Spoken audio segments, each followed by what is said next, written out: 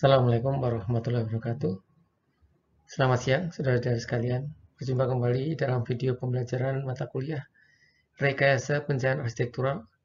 Pada kesempatan ini, saya Jarwo Prastyo Siantoko dari jurusan Arsitektur FTSP UI Yogyakarta akan mengantarkan saudara-saudara sekalian membahas satu topik terkait mata kuliah Rekayasa Pencahayaan Arsitektural, yakni tentang pencahayaan dan ruang arsitektur.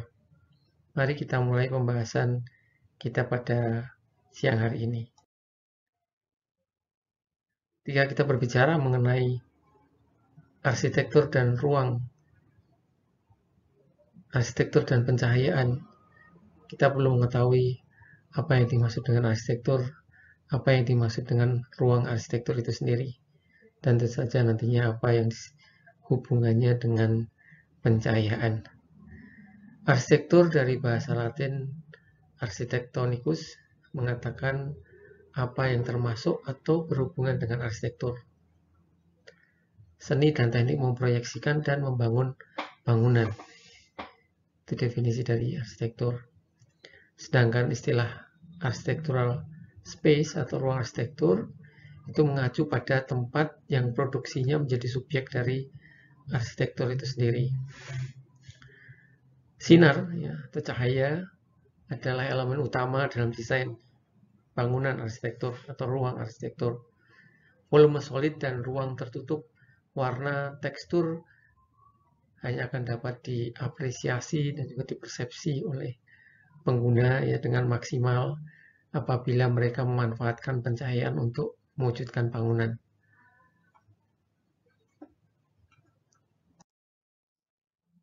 Pencahayaan adalah merupakan aspek yang penting dalam desain bangunan.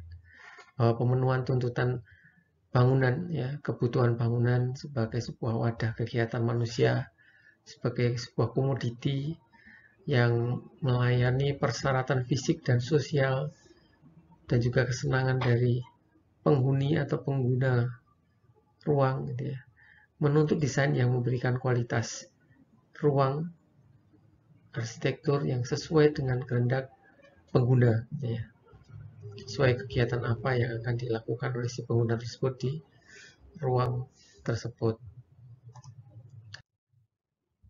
Pemanfaatan pencahayaan alami dan juga buatan dalam pembentukan dan juga menciptakan suasana ruang itu adalah suatu hal yang utama dalam arsitektur. Tidak hanya sebuah elemen tambahan tapi juga sebuah elemen utama atau istilahnya elemen penting dalam desain arsitektur. Ada beberapa arsitek yang menggunakan pencahayaan sebagai metode dalam membentuk ruang. Salah satunya Tadao Ando ini dalam karyanya Azuma House. Di sini menggunakan pencahayaan alami sebagai pembentuk ruang, membentuk suasana ruang. Tadao Ando sering menggunakan buffet light pada lantai, pada dinding untuk memasukkan cahaya alami pada bangunannya. Ini juga karya Tadao Ando, Raika Headquarters Building. Di sini Tadao Ando berusaha untuk menyesuaikan diri dengan alam, merubah makna dan arti dari alam itu melalui arsitektur, sehingga alam itu bisa menjadi bagian dan turut membantu dalam penciptaan pengalaman ruang dalam sebuah bangunan karya Tadao Ando. Salah satunya menggunakan atau memasukkan unsur cahaya dalam bangunan. Itu salah satu metode yang digunakan oleh Tadao Ando dalam karya-karyanya. Tentu saja elemen-elemen alam lain juga digunakan dalam karya Tadao Ando. Dalam kesempatan ini sebagai contoh adalah kaitan memasukkan cahaya. Ini karya Tadao Ando juga yang di Valerie Gallery. Cahaya adalah merupakan faktor penting dalam mendramatisir ruang. Itu juga yang diimplementasikan oleh Tadao Ando dalam beberapa karyanya. Tadao Ando mengolah ruang untuk mendramatisir suasana ruang itu dengan pencahayaan, baik itu pencahayaan alami maupun pencahayaan buatan. Detail-detail bukaan berupa penambahan bentuk ya, seperti tritisan pada jendela mampu menghalangi cahaya yang masuk secara langsung itu secara fungsional. Tapi secara estetik dia juga dapat membentuk ya bayangan yang indah pada interiornya. Seiring dengan gerakan semu matahari ya, yang terbentuk dalam interior ruangan itu juga berganti dari pagi, siang, sore, sehingga itu menimbulkan suasana ruang yang berbeda yang diakibatkan oleh pengolahan perancangan pencahayaan alami pada gedung yang didesain oleh Tadao Ando. Hampir semua bangunan Ando mengaplikasikan permainan cahaya alam. Selain itu, arsitek lain yang mengaplikasikan permainan cahaya alam itu juga dilakukan oleh Le Corbusier ini di La Roche-House, Paris ya, memanfaatkan pencahaya alam sebagai membentuk suasana ruang ya. Ruang selalu melingkupi keberadaan manusia. Melalui pewadahan ruang, manusia itu bergerak, beraktivitas setiap harinya.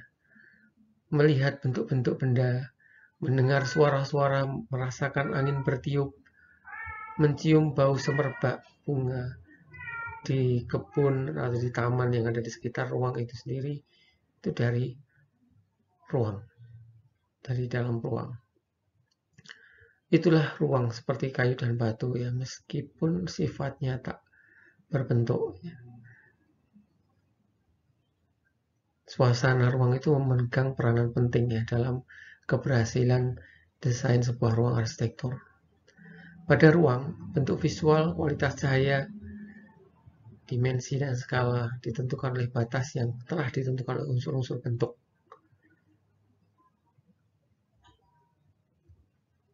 Ruang ada di sebelah interior ya, sebelah dalam maupun sebelah luar ya, eksterior. Di sekitar bangunan atau di antara bangunan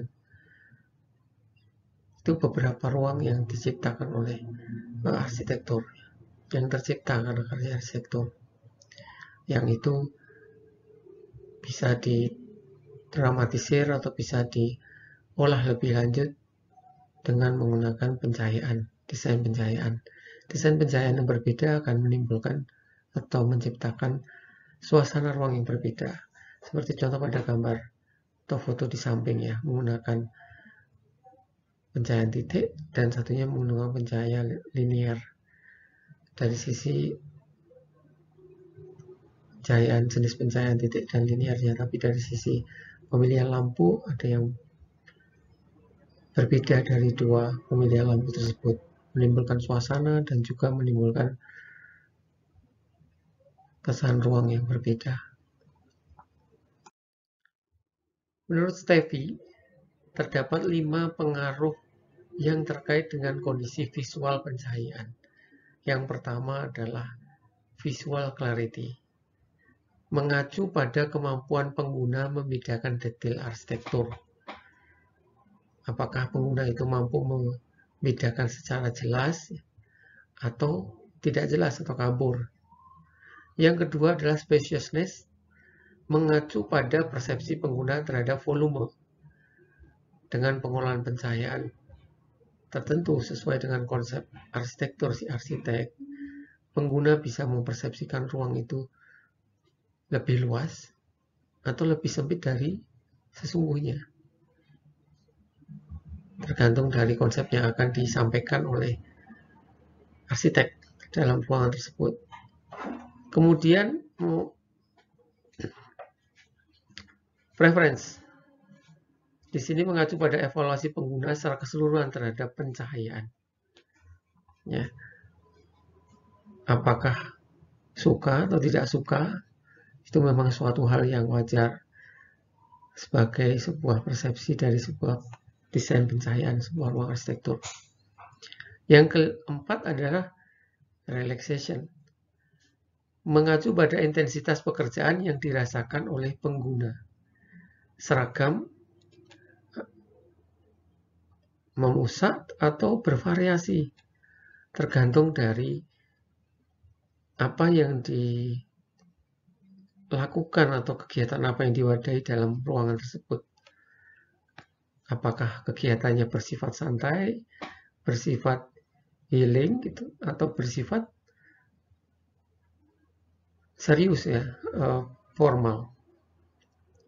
Hal tersebut bisa diolah dengan pengolahan pencahayaan, baik itu pencahayaan alami maupun buatan yang berbeda. Selanjutnya, intimasi. Mengacu pada persepsi pengguna terhadap privasi atau keakraban sebuah ruang. Jadi bisa ruang itu dibentuk, diciptakan menjadi ruang yang lebih private, lebih intim, lebih akrab gitu, ataukah yang bersifat publik atau umum gitu ya. Ini 5 hal yang terkait dengan pencahayaan yang mempengaruhi kualitas pencahayaan, ya, kondisi visual pencahayaan dalam sebuah ruang arsitektur. Secara visual ya, pencahayaan alami bisa menonjolkan sebuah karya arsitektur menjadi sebuah karya visual, tidak hanya secara fungsional, tapi juga sebuah karya visual yang bisa memperindah atau meningkatkan kualitas visual lingkungan. Bangunan menjadi mampu memenuhi kebutuhan aktivitas di dalamnya, rasa aman dan nyaman bagi penggunanya.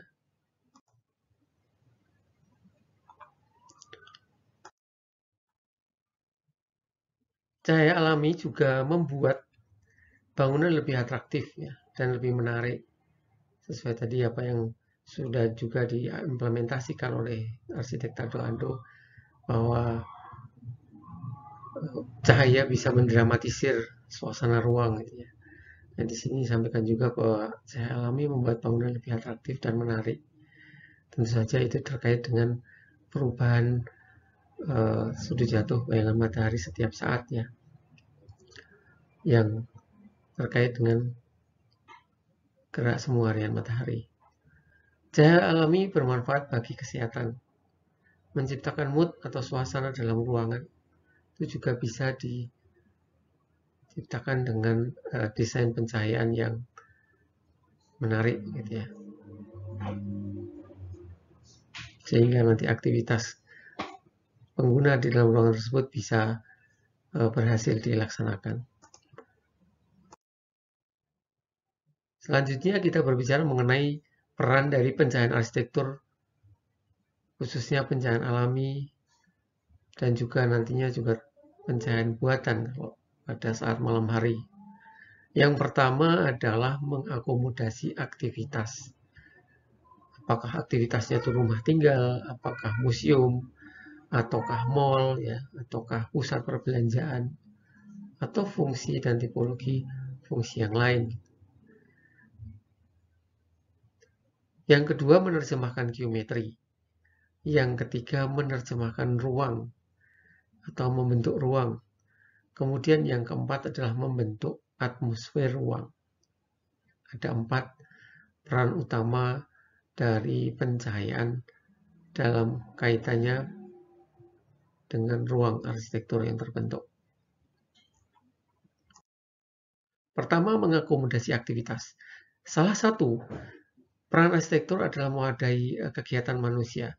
Dalam menunjang kegiatan yang diwadahi tersebut, bangunan membutuhkan bantuan pencahayaannya sesuai dengan kebutuhan, baik itu kebutuhan fisik, kebutuhan untuk penglihatan, ya, kebutuhan psikologis, sehingga nantinya pengguna dapat melakukan aktivitas sesuai dengan apa yang dikonsepkan sejak awal desain itu dibuat. Kemudian cahaya digunakan ya, terutama untuk seorang pengguna itu mendapatkan informasi visual bangunan, baik itu berbentuk elemen pembentuk ruangan, luas ruang, dimensi ruang, volume ruang, ya, itu perlu mendapatkan input informasi dari adanya pencahayaan tersebut. Hal tersebut mempengaruhi kenyamanan baik itu fisik maupun non fisik dari pengguna bangunan, kenyamanan visual. Terdapat beberapa metode memasukkan cahaya ke dalam bangunan ya. Nanti kita akan bahas lebih lanjut dalam pembahasan khusus mengenai pencahayaan alami setelah sesi ini. Pencahayaan alami salah satunya bisa dimasukkan dari sisi sebelah kiri atau kanan bangunan ya. Ada juga yang dari bawah maupun yang dari atas memasukkannya. Dalam contoh gambar atau foto ini pencahayaan alami datang dari sisi samping ya. Karena ini digunakan untuk aktivitas shopping center dan juga recreation center. Digunakan untuk menunjang berbagai kegiatan pada bangunan, khususnya pada siang hari. Yang selanjutnya adalah menerjemahkan geometri. Menerjemahkan geometri di sini mempertegas bentuk, membuat kontras, point of interest pada desain. Itu juga bisa diciptakan atau diwujudkan dengan pencahayaan. Pada siang hari tentu saja mengandalkan pencahayaan matahari, pencahayaan alami. Ketika malam hari menggunakan pencahayaan buatan. Detail arsitektur dapat dilihat karena adanya pencahayaan. Tanpa pencahayaan, detail arsitektur tidak akan bisa terpersepsi atau tidak bisa terapresiasi oleh pengguna. Perbedaan material yang kita pilih ya, yang kita pilih untuk bangunan kita itu juga bisa terlihat ketika kita mengimplementasikan pencahayaan yang tepat ya dalam bangunan kita, sehingga informasi visual mengenai perbedaan material dan tekstur bisa semakin jelas terlihat oleh pengguna gitu ya. Kalau pada siang hari dengan bantuan cahaya matahari, pencahayaan alami, kalau pada malam hari menggunakan pencahayaan buatan. Selanjutnya, membentuk ruang atau mendefinisikan ruang, menerjemahkan ruang. Seperti kita ketahui bahwa ruang itu dapat terbentuk oleh dua hal ya, atau dapat terbentuk dengan dua batasan. Itu yang pertama batasan fisik ataupun batasan secara visual. Secara umum ya, batasan ruang dibentuk oleh tiga elemen pembentuk ruang secara fisik ya, yaitu ada bidang alas atau bidang lantai atau bidang horizontal bawah ya.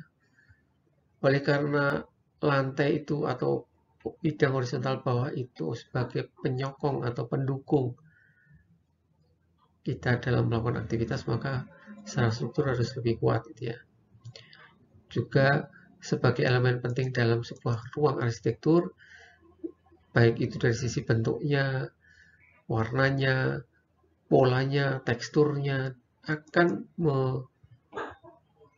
mempengaruhi gitu ya, mempengaruhi bagaimana ruang arsitektur tersebut terbentuk. Karena sebagai salah satu batas fisik ya.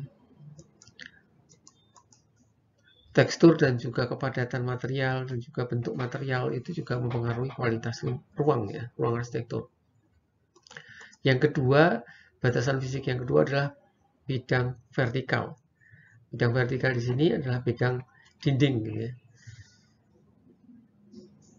Atau bidang tegakan. Ada beberapa referensi yang menggunakan terminologi tegakan. Sebagai unsur perancang ruang ya, dinding atau elemen vertikal dapat menyatu dengan bidang lantai, tapi dapat juga dibuat terpisah begitu. Bisa sebagai dalam tanda petik sekedar latar belakang saja gitu ya, yang membingkai secara netral unsur-unsur yang ada di dalam ruang, atau malah bisa sebagai sebuah unsur visual tersendiri yang menjadi point of interest. Bisa juga secara visual dikonsepkan tidak mengganggu, secara netral, sehingga menjadi background atau istilahnya bisa transparan, menampilkan apa yang ada di sebalik tembok tersebut. Jadi secara fisik terbatasi ruang tersebut, tapi secara visual tidak terbatasi. Itu juga bisa menjadi sebuah alternatif desain elemen vertikal. Yang ketiga adalah elemen horizontal atas atau langit-langit atau atap ya. Ini adalah merupakan unsur atau batasan fisik ruang yang berfungsi sebagai pelindung utama dari suatu ruang ya. Berfungsi untuk melindungi bagian dalam dari pengaruh. Kalau dia sebuah atap berarti pengaruh iklim. Bentuknya ditentukan oleh geometris dan jenis material yang digunakan pada strukturnya, serta cara meletakkannya dan melintasi ruang. Nanti ini terkait dengan struktur yang dipilih gitu ya. Nah, tadi adalah 3 elemen fisik gitu ya. Bagaimana menyusunnya, bagaimana mengkonstruksikannya dalam sebuah konstruksi ruang, itu nanti mempengaruhi kualitas ruang tersebut. Apakah menggunakan kolom, apakah menggunakan dinding, ataukah tanpa menggunakan dinding dan kolom. Selanjutnya, secara visual. Jadi kita berbicara mengenai secara fisik. Secara visual, sebuah ruang arsitektur itu dapat dirasakan dengan bantuan cahaya atau dapat dibentuk dengan bantuan cahaya dengan 2 buah pendekatan. Ini menurut bukunya Pak Manurung ya. Yang pertama adalah mempertegas elemen struktural. Yang kedua menggunakan intensitas cahaya, bisa warna cahaya yang berbeda, pola cahaya yang berbeda dan bervariasi. Itu juga bisa menciptakan ruang arsitektur secara visual atau dengan batasan visual.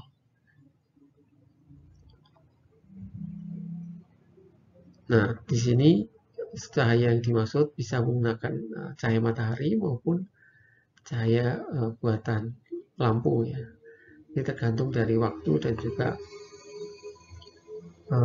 sumber cahaya yang digunakan untuk desain ini. Selanjutnya ini beberapa contoh ya, beberapa ruang yang dibentuk dengan batasan-batasan fisik yang tadi kita diskusikan. Yang pertama bisa dengan perbedaan elevasi, ini berarti menciptakan batasan fisik ruang dari sisi elemen horizontal bawah. Dengan satu elemen pembentuk ruang sudah cukup membentuk sebuah ruang arsitektur. Yang kedua, perbedaan tekstur atau warna. Tanpa ada perbedaan elevasi, tapi ada perbedaan tekstur dan warna pada elemen horizontal bawah, itu akan menciptakan sebuah ruang arsitektur. Yang ketiga, perbedaan shelter. Ini untuk membentuk ruang dengan elemen horizontal atas. Ya. Tentu saja untuk melintasi ruang atau dalam artian bagaimana konstruksi dan lain sebagainya, apakah menggunakan tiang, apakah menggunakan sistem tali ya, kabel, itu terkait dengan bagaimana kita mengkonstruksikannya. Jadi dari sisi pembentukan ruang, ini adalah elemen ruang horizontal atas sebagai pembentuk ruang arsitektur. Kemudian yang D ini menggambarkan elemen garis vertikal.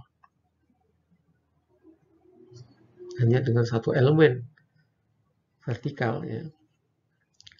Tapi digantikan tidak berupa dinding tapi berupa kolom-kolom. Hal ini berbeda dengan yang di E ya. E itu menggunakan dinding. Tapi prinsipnya sama, menggunakan elemen vertikal ya. Membentuk ruang elemen vertikal. Selanjutnya peran dari pencahayaan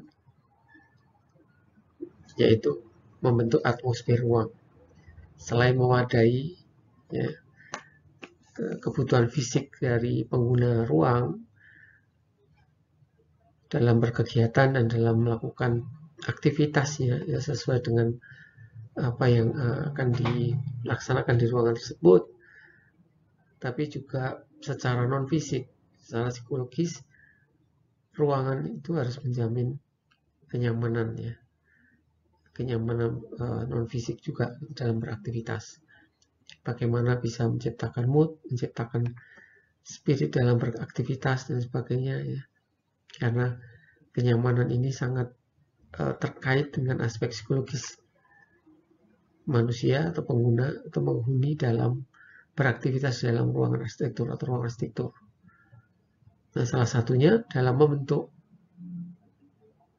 suasana ruang itu bisa memanfaatkan cahaya alami. Seperti tadi yang sudah dicontohkan di slide depan tadi ya. Bagaimana menciptakan suasana ruang yang atraktif, yang menciptakan mood kerja gitu ya. Kemudian untuk mood beraktivitas, untuk rekreasi dan lain sebagainya. Kemudian setelah kita berbicara mengenai peran dari pencahayaan ya, kaitannya dengan pembentukan ruang arsitektur, kita akan membahas mengenai interaksi antara cahaya dan material. Masih dalam kaitannya bagaimana pencahayaan itu bisa mempengaruhi ya, kualitas visual dari ruang arsitektur yang diciptakan atau didesain oleh arsitek. Cahaya dan material ya, adalah satu kesatuan yang tidak dapat dipisahkan dalam sebuah ruang arsitektur. Seperti tadi sudah kita ketahui bahwa elemen pembentuk ruang arsitektur terdiri dari elemen horizontal atas, horizontal bawah, dan juga vertikal. Yang pada implementasinya dalam sebuah bangunan itu berupa kumpulan material ya, yang kita pilih ya, sebagai arsitek untuk bisa menyusun komponen-komponen bangunan kita sehingga tersusun sebuah bangunan secara utuh. Ketika kita kaitkan antara material yang kita pilih dengan cahaya atau pencahayaan yang kita masukkan atau kita gunakan dalam gedung kita, itulah suatu hal yang tidak bisa dipisahkan gitu ya. Kedua-duanya saling menentukan ya, saling mempengaruhi. Keduanya tidak akan terlihat ketika belum bersatu gitu ya, antara cahaya dan material. Material akan terlihat ketika bersatu dengan cahaya, demikian pula cahaya akan terlihat apabila mengenai sebuah material dalam sebuah ruang. Nah, untuk alasan ini, untuk pertimbangan ini, arsitek juga perlu mempertimbangkan gitu ya, secara baik, secara bijak terkait dengan pemilihan bahan material apa yang digunakan untuk bangunan mereka. Sejauh mungkin itu bisa mendukung konsep secara keseluruhan dari gedung itu sendiri, konsep kegiatan aktivitasnya, konsep programatiknya, maupun konsep bentuk, maupun konsep filosofi yang melingkupi atau kita implementasikan dalam desain kita. Cahaya dan material ini menggunakan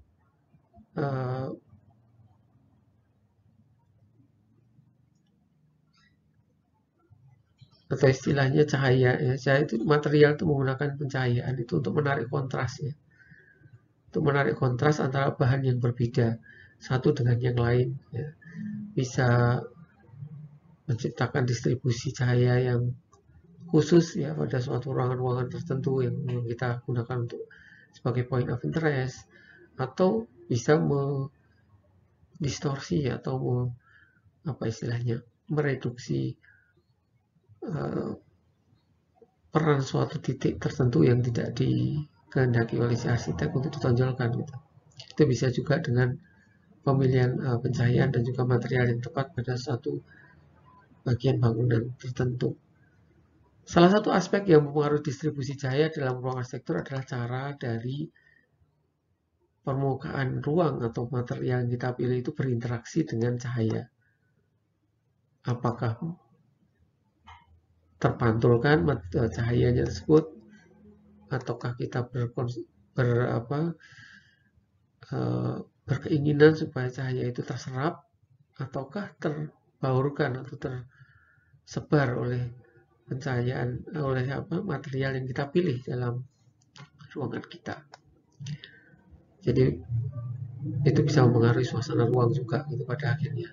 Pencahayaan ruang arsitektur bukan hanya terkait dengan jumlah intensitas cahaya di dalam ruang saja gitu ya, yang memenuhi aspek fisik atau fisiologis dari kebutuhan manusia. Tetapi juga pencahayaan arsitektur adalah kombinasi antara intensitas cahaya tersebut ya dengan peristiwa pemantulan, penyebaran, transmisi, penyerapan pencahayaan atau cahaya yang dilakukan oleh permukaan material yang ada dalam ruangan tersebut. Itu sebuah kombinasi yang nantinya bisa mewujudkan sebuah kenyamanan visual ruang itu secara keseluruhan, baik itu fisik, fisiologis maupun psikologis dari pengguna ruang. Kita sebagai arsitek perlu memahami bagaimana pilihan yang dibuat oleh arsitek itu atau desain interior akan mempengaruhi pencahayaan dalam ruang arsitektur kita. Bagaimana pencahayaan kita itu akan mempengaruhi pengguna ruang dalam beraktivitas. Ini salah satunya foto di sebelah kiri, ini gambar dari Carlo Scarpa, Museo de Castelvecchio, Verona. Di sini cahaya menciptakan kontrasnya. Kamar-kamar di museum itu diplaster dengan stuko ya ala Veneziana yang kasar. Scarpa menggunakannya untuk menyebarkan cahaya secara merata ya, kalau Scarpa tanpa pantulan. Jadi berkonsep supaya cahaya yang mengenai dinding tidak memantul. Dan untuk memberikan kontras pada alas pameran yang halus dan gelap. Ini yang dikonsepkan oleh Carlos Scarpa.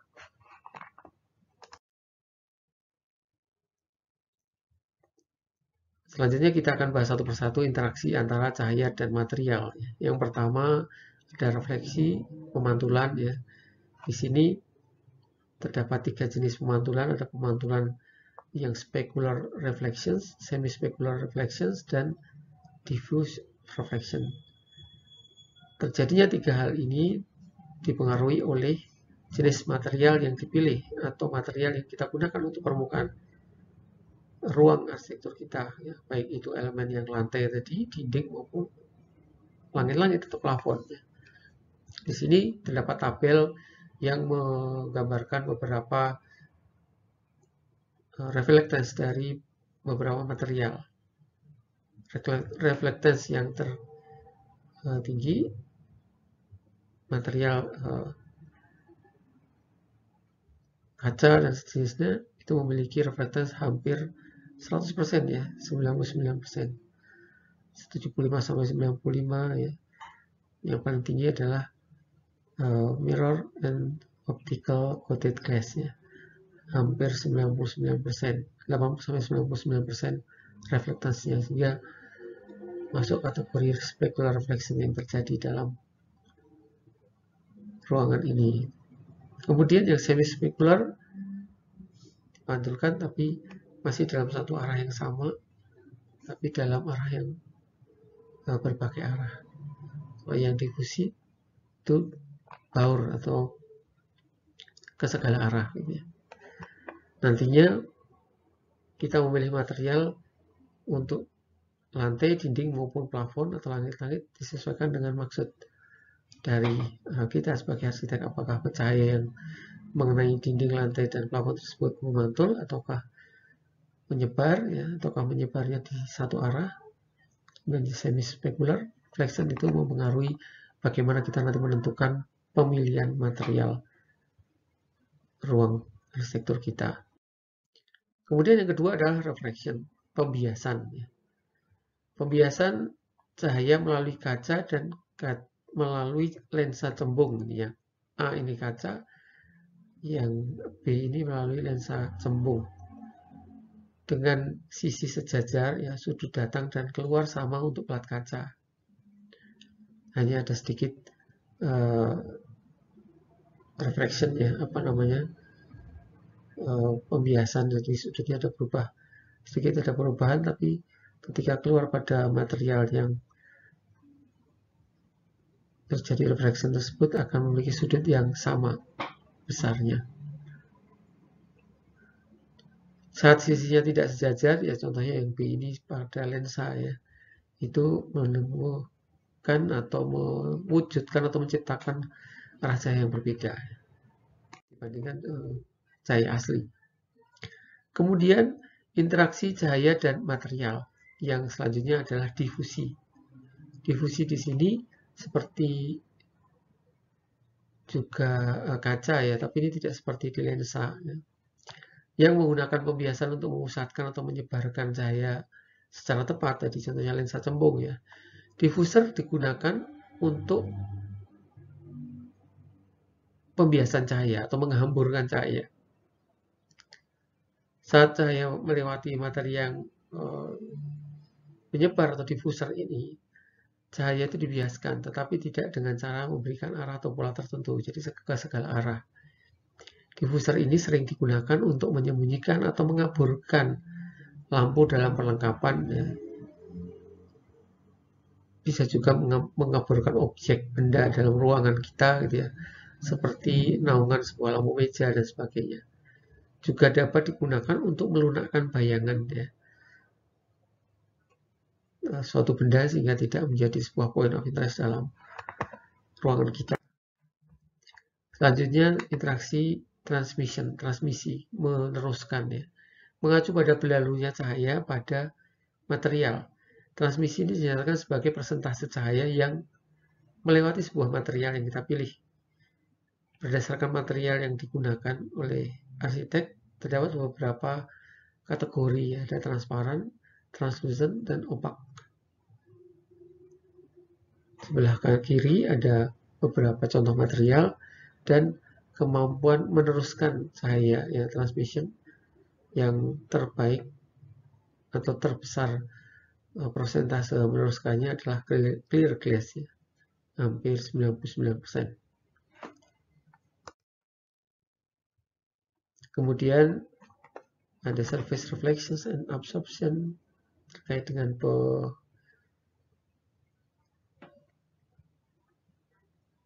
mantulan dan juga penyerapan ya, cahaya oleh material yang kita pilih pada dinding.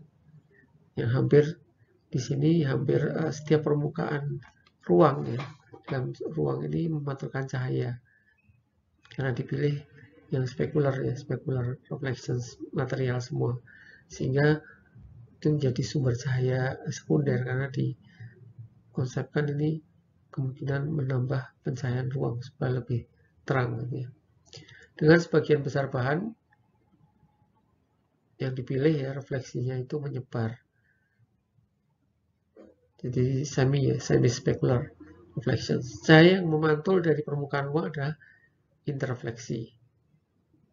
Interrefleksi ini mengisi bayangan, mengurangi kontras, dan menghasilkan kecerahan yang lebih seragam. Itu yang dimaksudkan untuk memperjelas dari objek yang ada di ruangan atau butik ini. Selanjutnya, satu hal lagi yang bisa kita manfaatkan dalam desain pencahayaan, baik itu pencahayaan alami maupun buatan, adalah interaksi antara cahaya dengan material, kaitannya dengan shadow and luminance ya, atau light and shadow, permainan cahaya dan bayangan ya, diakibatkan oleh adanya objek yang menutupi sumber cahaya yang ada gitu ya. Yang mempengaruhi adanya pembayangan di sini adalah sumber cahaya ya, ukuran fisik atau arah sumber cahaya itu ada di mana, kemudian ketinggiannya dan sebagainya, dan kaitannya dengan benda apa yang menghalangi, atau kalau pencahayaan alami berarti jendela, bukaannya seberapa luas dan sebagainya, itu akan mempengaruhi pembayangan yang ada di ruangan tersebut. Baik, terima kasih. Kita sudah membahas mengenai arsitektur ya, dan pencahayaan, khususnya pencahayaan dan ruang arsitektur, baik itu dari sisi bagaimana sebuah cahaya itu membentuk ruang, ya, bagaimana menciptakan suasana ruang, dan juga bagaimana cahaya itu berinteraksi dengan material yang pada akhirnya bisa menciptakan suasana ruang yang sesuai dengan apa yang dikonsepkan oleh si arsitek. Terima kasih. Sampai berjumpa pada video pembelajaran berikutnya. Bila itu baik, Assalamualaikum warahmatullahi wabarakatuh.